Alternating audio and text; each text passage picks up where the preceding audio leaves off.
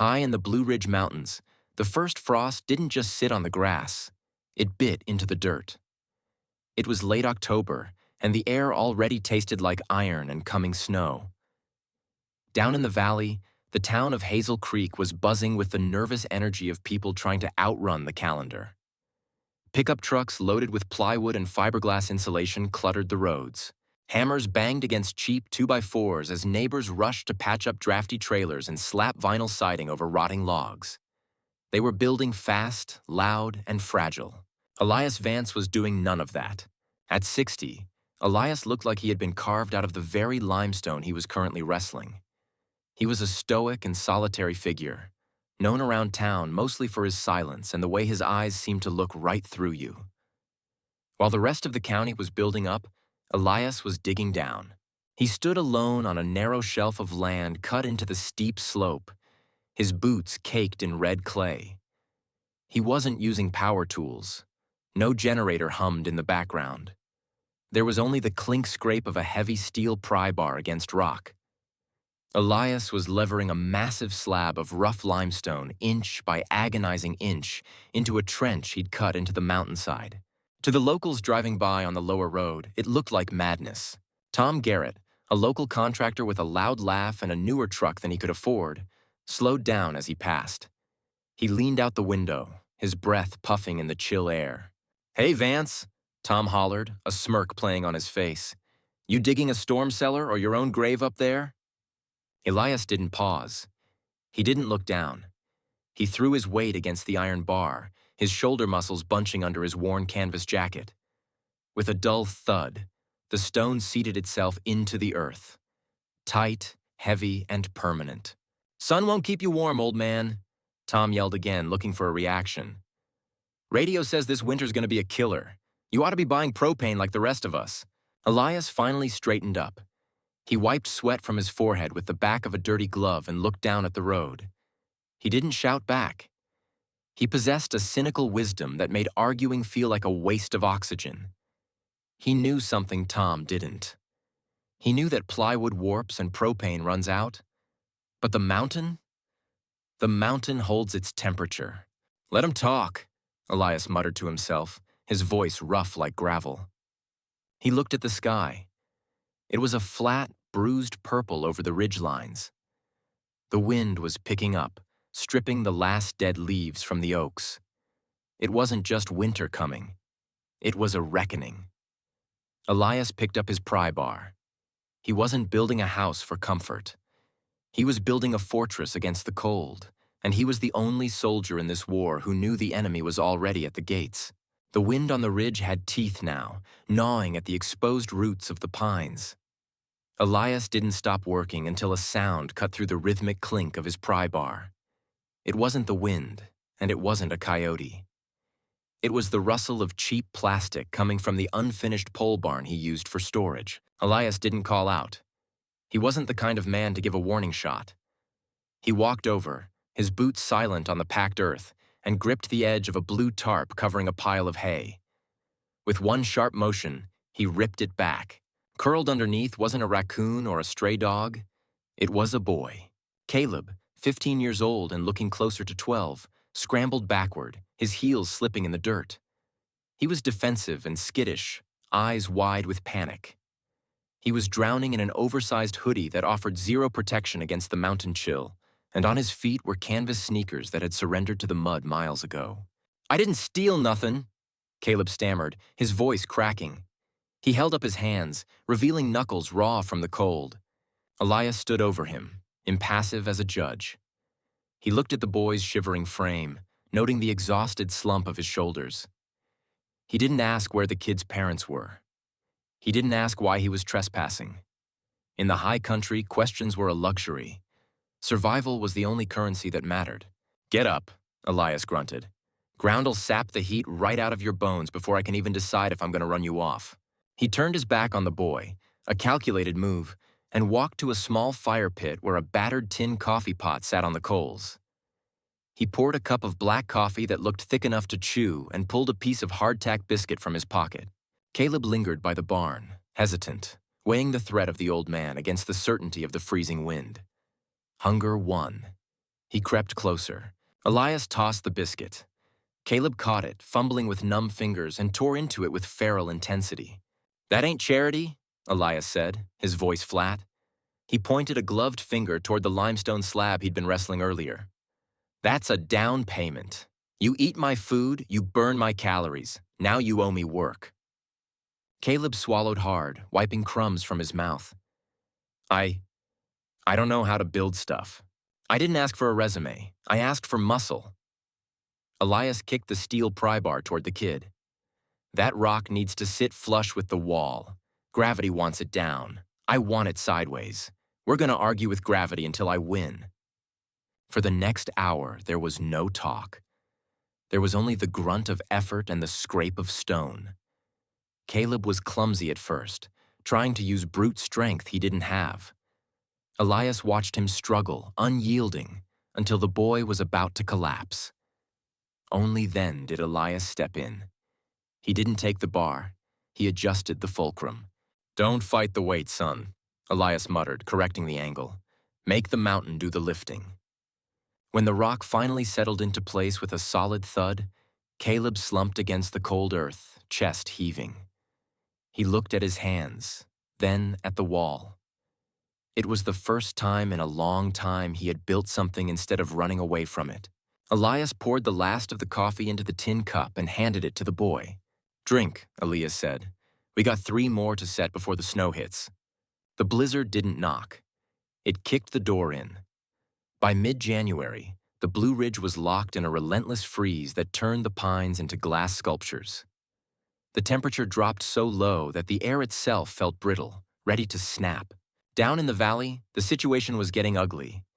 The power grid had flickered and died 2 days ago, a victim of ice-heavy lines. If you stepped outside, you could hear the distant, desperate whine of chainsaws and the sputtering of generators giving up the ghost. It was the sound of a panic that Elias had predicted months ago.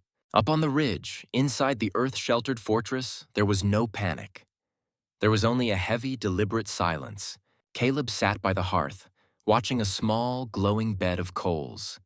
He was restless, his knee bouncing with nervous energy. The air inside the dugout wasn't tropical, but it held a steady, dry warmth, hovering comfortably around 60 degrees while the outside world plunged into the single digits. Caleb reached for a large split of seasoned oak, aiming to toss it onto the coals. He wanted to see flames. He wanted the drama of a roaring fire to push back the dark. "Put it down," Elias said from his corner. He was oiling his boots, his movements precise and disciplined. "It's freezing out there, Elias. We need a real fire," Caleb argued, impulsive as ever. "We got the wood." "That's a city fire you're wanting," Elias countered, not looking up. "Big flame, big smoke, and all the heat goes right up the flue. You burn through your stack in a week trying to impress the dark, and then you freeze in February." Elias stood up, his joints popping, and walked to the rough limestone wall behind the hearth. He pressed his bare hand against the rock. "Come here, feel this." Caleb hesitated, then placed his palm on the stone. He expected the bite of winter. Instead, the rock felt alive. It was radiating a faint, consistent warmth, like a sidewalk after the sun has just set. "Stone holds on to things," Elias explained, his voice earnest but low. "It soaked up the heat from the stove all day. Now it's giving it back, slow and steady. We ain't fighting the cold with flash, kid. We're outlasting it with mass." Caleb looked at the small pile of coals, then at the massive stone wall surrounding them. He realized for the first time that the noise down in the valley, the revving engines, the shouting, was the sound of people fighting a war they were losing. Here, in the quiet, they were winning by simply holding their ground. Caleb set the log back on the pile. He sat back, pulling his knees to his chest, feeling the radiating warmth of the rock on his back. "It's quiet," Caleb whispered. "That's the sound of safety," Elias said, returning to his boots. "Don't break it." The breaking point arrived at 3 a.m. on a Tuesday. The thermometer on Tom Garrett's back porch read 5 degrees below zero, but the wind chill was effectively lethal. Inside his split-level ranch house, the silence was terrifying. The generator had sputtered and died an hour ago, the fuel line frozen solid. Tom stood over his 7-year-old son's bed. The boy's breathing was shallow and rattling, a terrifying sound in the freezing dark. The asthma was flaring up, triggered by the bitter cold seeping through the vinyl windows. "Daddy, my chest hurts," the boy wheezed, his lips tinged with blue. Tom felt a surge of frantic helplessness. The roads were sheets of black ice. No ambulance could make it up the mountain. He wrapped the boy in 2 quilts, but the house was bleeding heat faster than he could generate it. He needed warmth, not blankets. He looked out the window toward the ridge. Above the tree line, barely visible against the snow-blind sky, was Elias Vance's bunker. No smoke, no lights, just a dark, solid shape. Tom swallowed his pride, a jagged, painful pill. He hoisted his son onto his back, gritted his teeth, and stepped out into the gale. The climb was a brutal quarter-mile penance. The wind whipped Tom's face, stinging like buckshot. Twice he slipped, skinning his knees on the frozen earth, but he scrambled up, fueled by adrenaline and fatherly terror. When he reached the heavy timber door of the dugout, he didn't knock. He pounded with a desperate fist. "Vance, open up, it's my boy." The door swung open inward. It wasn't Elias who stood there, but Caleb. The kid looked different. Taller somehow. Steady. Tom stumbled inside, collapsing to his knees on the packed earth floor. He braced himself for the bite of the cold, but it never came. The air inside wasn't hot. It was heavy, still, and undeniably warm. It smelled of cured tobacco and dried clay. "He can't breathe," Tom gasped, looking up at Elias, who sat calmly by the hearth. The cold, it seized his lungs. Elias didn't move, but he nodded at Caleb. "Boy knows what to do." Caleb didn't hesitate. He wasn't the skittish runaway anymore. He was capable. He grabbed a thick wool blanket that had been warming on the stone bench near the fire. "Don't put him right by the fire, Mr. Garrett," Caleb said, his voice surprisingly firm. "Shock will kill him. Bring him here, against the back wall. Let the stone do the work." Tom, the man who built half the houses in town, obeyed the teenage drifter without question. He laid his son against the limestone. The radiant heat from the massive thermal mass wrapped around the child like a gentle hand. Within minutes, the boy's shivering slowed. The wheezing eased into a steady rhythm. Tom slumped against the wall opposite them, tears of relief freezing on his cheeks. He looked at Elias, then at the stone walls he had mocked. "I thought you were crazy," Tom whispered, his voice humbled. Elias whittled a piece of cedar, the curl falling to the floor. "Crazy is building a house of cards in a windstorm, Tom. We just dug in." The thaw didn't come gently. It was a muddy, messy affair. By March, the snow had retreated, leaving the valley looking like a prizefighter after a losing bout. Down in Hazel Creek, blue tarps flapped on roofs where ice dams had torn away shingles, and the skeletons of frozen burst pipes lay piled in driveways. The town was battered and exhausted. Up on the ridge, the earth-sheltered fortress looked exactly as it had in October. Only now, green shoots of winter wheat were pushing up through the soil on the roof. It hadn't fought the winter. It had simply existed within it. Tom Garrett drove his truck up the muddy track one Saturday morning. He didn't bring a pry bar or a smart remark this time. He brought a crate of fresh oranges and a look of sincere contrition.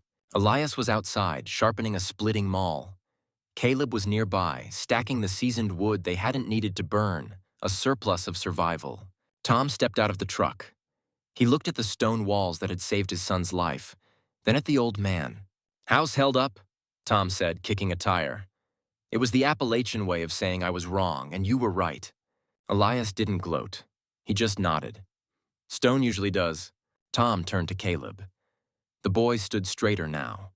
The skittish runaway who had flinched at loud noises was gone. In his place was a young man with calloused hands and a grounded confidence.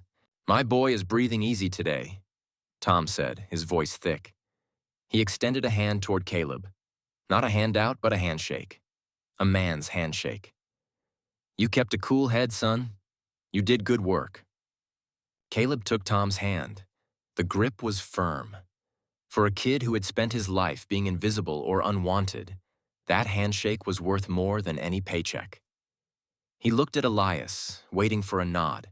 Elias didn't smile. He wasn't the smiling type, but his eyes crinkled at the corners. "He's learning," Elias grunted. "Still holds the hammer like a city slicker, but he's learning." It was the highest praise Caleb would ever need.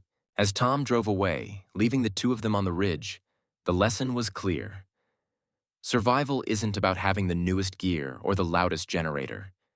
It's about building a foundation that doesn't shake when the wind howls. Caleb picked up a piece of limestone, weighing it in his hand. He wasn't going anywhere. He had found his mountain. What is the foundation in your life that keeps you steady when the storms hit? Is it a skill, a person, or a mindset? If this story reminded you that true strength often looks like silence and hard work, hit that subscribe button and ring the bell. We tell stories about grit, survival, and the things that endure. Let me know in the comments.